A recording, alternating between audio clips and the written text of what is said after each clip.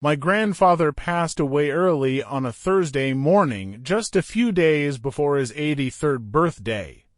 Although his health had been declining for months, the news still hit our family like a freight train. He wasn't the kind of man people easily forgot.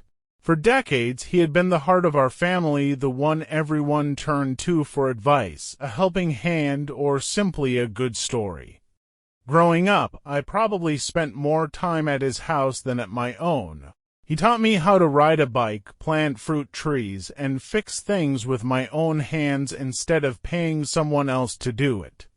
When my mom called me before sunrise to tell me he was gone, it felt as though an entire chapter of my life had disappeared with him. The days that followed blurred together in a haze of flowers, tears, casseroles, and relatives I hadn't seen in years. As it often happens after a funeral, family members who hadn't spoken in ages suddenly found themselves standing side by side, sharing memories and comforting one another. Some came because they truly loved my grandfather. Others seemed more interested in making sure everyone noticed they were there. In the middle of all the grief, one person's behavior stood out almost immediately: my Uncle Ricardo. He was my mom's younger brother, and for as long as I could remember, he'd always been. Complicated, he wasn't openly cruel or dishonest, but he had an incredible talent for showing up whenever there was something to gain and disappearing whenever someone genuinely needed help. If a family member asked for support, he was suddenly impossible to reach. But if money, property, or any kind of opportunity appeared, somehow Ricardo always arrived first. My grandfather loved him because he was his son, but over the years I'd overheard him quietly express disappointment about some of the choices Ricardo had made. During the visitation, I noticed something that didn't sit right with me. While everyone else spent time comforting my grandmother, sharing old memories, or greeting relatives, Ricardo always seemed distracted. More than once I caught him speaking quietly on his phone in another room. At one point he asked where the house keys were. Later, I overheard him asking about important paperwork my grandfather had supposedly kept in his office. I tried not to read too much into it. After all, everyone grieves differently, and maybe handling practical matters was simply his way of coping. But things started becoming strange far sooner than anyone expected. My grandfather had worked his entire life. He wasn't a wealthy man, but he had built a comfortable life through decades of hard work. He and my grandmother had lived in the same house for more than 40 years. He also owned 2 small pieces of land that had been passed down through the family. Along with modest savings, he'd built little by little over the years. He often said that money should bring peace to a family, never tear one apart. Sadly, less than a week after we buried him, that was exactly what it began to do. Everything started when my mom called to tell me something that immediately raised red flags. Without talking to anyone else in the family, Ricardo had replaced every lock on my grandparents' house. When my mom asked why, he calmly explained that he was simply protecting the property while everyone figured out the legal details of the estate. At first, that explanation sounded reasonable. What didn't sound reasonable was his refusal to give anyone else a copy of the new keys.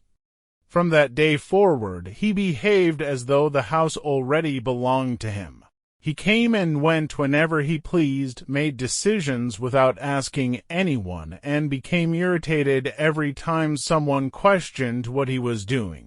My mom tried to keep the peace, insisting he was probably overwhelmed and that everything would sort itself out once the legal process officially began. I wanted to believe she was right, but with every passing week, it became harder to ignore what was happening. One afternoon, while visiting my grandmother, I overheard Ricardo confidently telling several relatives that my grandfather had promised him most of the inheritance. He spoke with such certainty that it sounded like the matter had already been settled. Everyone around him looked surprised. My grandfather had always believed in treating his children fairly, so hearing Ricardo claim he would inherit almost everything didn't make sense. Naturally, someone asked the obvious question, if that's true, is there a will? Ricardo smiled. There is. The room immediately fell silent. According to him, the will proved everything he had been saying all along. The problem was that no one had ever seen it. No one remembered my grandfather mentioning it, and strangely, Ricardo seemed to be the only person who knew exactly what it supposedly contained. The more questions people asked, the more defensive he became. Every conversation ended the same way. He either changed the subject or acted offended that anyone would dare question him. As the days turned into weeks, rumors spread through the family. Some relatives believed him. Others were convinced something didn't add up. I tried to stay neutral, but that became almost impossible after the phone call I received from my cousin Carolina. Her voice sounded shaky before she even explained why she was calling, and what she told me changed everything. Carolina told me she'd stopped by my grandparents' house to pick up a few old family photo albums my grandmother wanted her to have.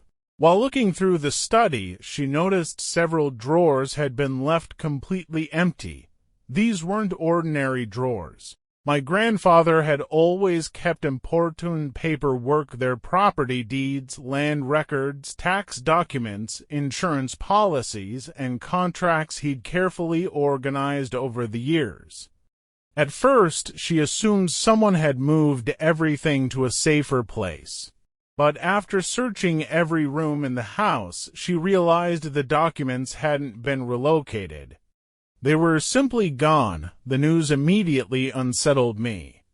Not because those papers belonged to me, but because someone had removed them without telling anyone else in the family. And during those weeks, only one person had unrestricted access to the house, Ricardo. When several relatives confronted him about the missing documents, his reaction was far more aggressive than anyone expected. Instead of calmly explaining where the paperwork had gone, he accused everyone of distrusting him. He claimed he was tired of being questioned and even suggested someone else could have taken them. The more he spoke, the less convincing he sounded. That night, I barely slept.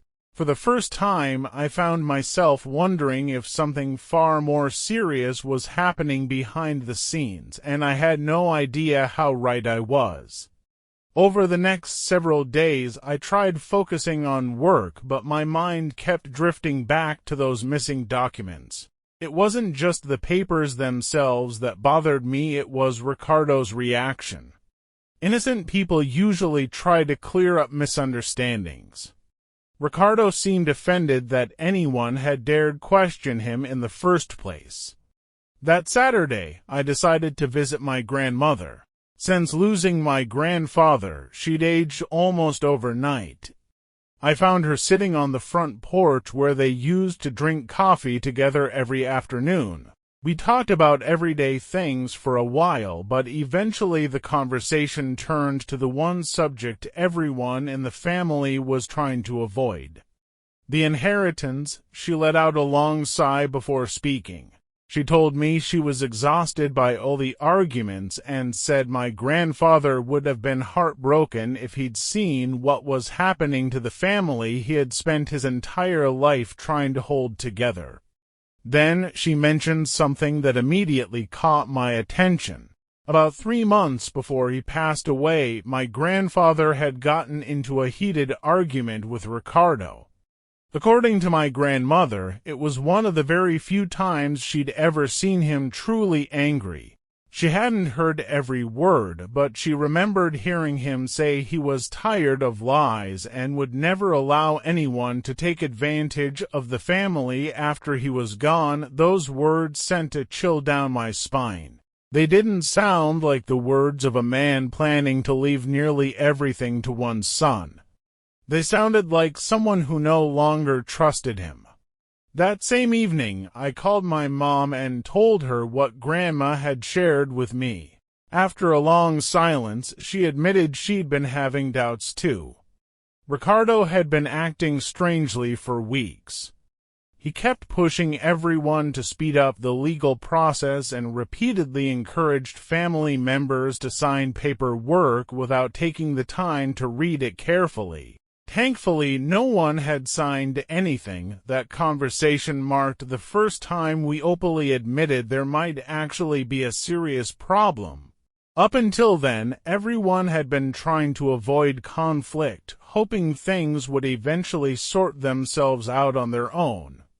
But it was becoming impossible to ignore the growing list of red flags.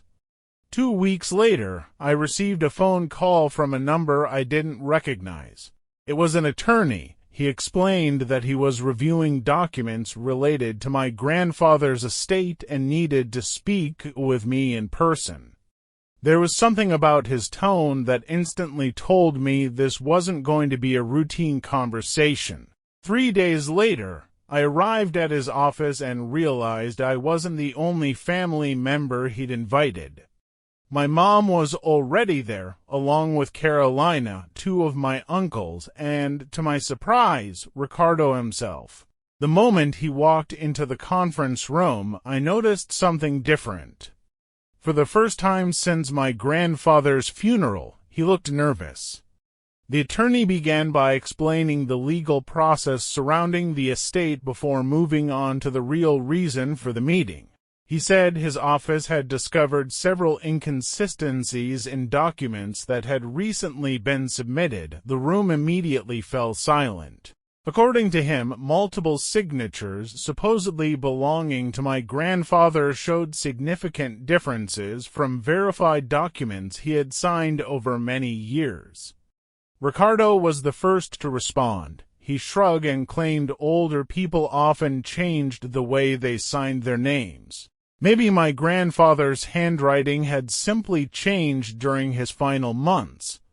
But the attorney wasn't convinced. He calmly explained that the differences were too substantial to ignore. Then he revealed something even more disturbing. Several of those documents appeared to have been signed on dates when my grandfather had actually been hospitalized. The silence that followed was overwhelming. For the first time, someone was putting into words what many of us had quietly started to suspect. The meeting ended without any final conclusions, but one thing had become painfully clear. The investigation wasn't over. It was only beginning. As we walked out of the attorney's office, I glanced over at Ricardo. For the first time in my life, I saw fear in his eyes. During the weeks that followed, even more troubling details began to surface. The attorney uncovered unusual activity involving property records and legal documents that had been filed without the knowledge of the rest of the family.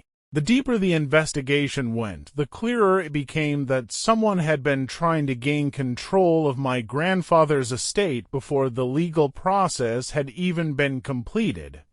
Every new discovery pointed in the same direction. Ricardo, still, suspicion wasn't enough.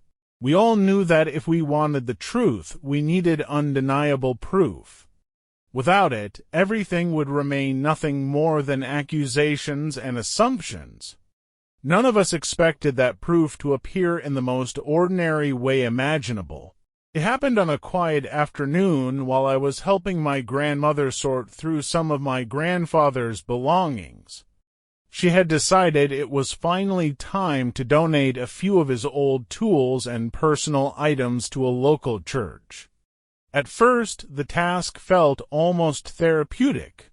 Every box we opened held another memory, a worn-out hammer he'd used for years, faded family photographs, old fishing gear, handwritten notes, and small keepsakes that reminded us of the kind of man he had been. More than once we stopped working simply because one memory led to another.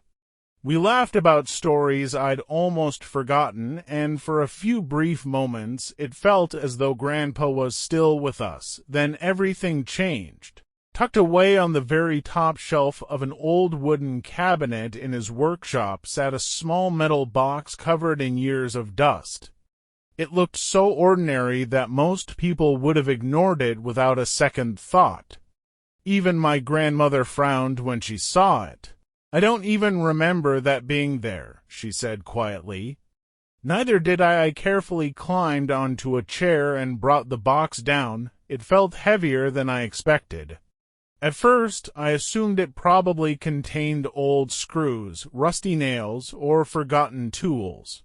Instead, when I opened it, I found several neatly organized folders, old photographs, receipts, personal letters, and a small notebook written entirely in my grandfather's handwriting. But one item stood out immediately, a large sealed envelope. Across the front, written in bold handwriting, were the words, "To be opened only if there are problems with my estate." For several seconds, neither of us spoke. A chill ran through my entire body. It almost felt as though my grandfather had known this day would eventually come. I looked at my grandmother, and she looked back at me with the same mixture of confusion and disbelief. Neither of us wanted to open it without knowing whether we should. Whatever was inside had clearly been left intentionally. My grandfather had always been thoughtful, never dramatic, so if he had gone through the trouble of writing those instructions, there had to be a reason. "We should call the attorney," I finally said. She nodded without hesitation. 2 days later, we met him at his office and placed the sealed envelope on his desk. The moment he read the handwritten message, I noticed the expression on his face change. His calm professionalism remained, but there was also genuine curiosity. He explained that if the envelope contained documents related to the estate, it would be best to open it in front of the family to avoid any future disputes or accusations. No one objected. After everything that had happened over the previous weeks, complete transparency was the only option left. The meeting was scheduled for the following week. Those 7 days felt longer than the previous 7 months. Meanwhile, Ricardo's behavior became even more suspicious. He suddenly began calling different relatives almost every day, casually asking whether we discovered anything new. He kept insisting that the legal process should move faster and repeatedly complained that the attorney was taking far too long. The harder he pushed, the more convinced I became that he was afraid of something. He didn't know exactly what we'd found, but somehow, he knew enough to be worried. Finally, the day of the meeting arrived. We gathered around a large conference table inside the attorney's office. My grandmother sat beside my mother, quietly holding her hands together. Carolina was there, along with my uncles, a few cousins, and Ricardo, who spent most of the meeting avoiding eye contact with everyone else. No one spoke very much. The silence itself felt heavy. When the attorney carefully placed the sealed envelope in the center of the table, every pair of eyes followed his hands. You could almost feel the tension filling the room. With deliberate care, he broke the seal. Inside, there were several documents. The very first item was a handwritten letter from my grandfather. The attorney unfolded it, looked around the room, and quietly said, "I think everyone needs to hear this." As he began reading, the room fell completely silent. Every word sounded exactly like my grandfather, and with each sentence, the truth became impossible to ignore. The letter explained that during the last few years of his life, my grandfather had become increasingly concerned about certain conversations and behaviors within the family. Without mentioning any names at first, he wrote that someone had repeatedly pressured him to make changes to his estate. He admitted that those conversations had deeply disappointed him because they weren't driven by love or necessity, but by greed. As the attorney continued reading, no one moved, no one interrupted. The room was so quiet that you could hear the turning of each page. My grandfather went on to explain that he had always believed an inheritance should preserve a family, not destroy it. Money, he wrote, had never been the most valuable thing he owned. The real legacy he wanted to leave behind was honesty, fairness, and the hope that his children and grandchildren would continue loving one another long after he was gone. Then came the part that made my stomach tighten. He confessed that he feared someone might try to manipulate documents after his death or pressure the rest of the family into accepting decisions that had never been his. That fear was the reason he had prepared additional legal instructions years earlier without telling anyone except one trusted professional. At that moment, the attorney carefully placed the letter on the table and reached for another document inside the envelope. "This," he said, "is the reason your grandfather asked us all to be here today." He unfolded a notarized certification, not a copy, not an unsigned draft. An officially registered legal document. It had been filed years before my grandfather passed away and had remained safely recorded the entire time. Every page carried the proper seals, signatures, and registration numbers. There was no question about its authenticity. A wave of whispers spread around the room. I glanced toward my grandmother. Tears were already running down her face, but this time they weren't only tears of grief, they were tears of relief. Even after his death, my grandfather had found a way to protect the family he'd spent his entire life caring for. The attorney continued explaining that these notarized instructions matched everything my grandfather had always told us over the years. There was no secret arrangement giving one child a larger share than everyone else, no hidden promises, no special privileges. His estate was to be divided fairly among his heirs, exactly as he had always intended. I slowly turned my head toward Ricardo. For the first time since this nightmare had begun, he looked completely shaken. The confidence he'd carried for weeks was gone. His arms were folded tightly across his chest, and he refused to look at anyone around the table. Every few seconds, he shifted uneasily in his chair as though he already knew what was coming next. The attorney wasn't finished. He reached back into the envelope one more time. "I believe these documents explain why your grandfather was so concerned," he said quietly. The room fell silent again. Every eye followed the stack of papers in his hands, and then he revealed the evidence that would change everything.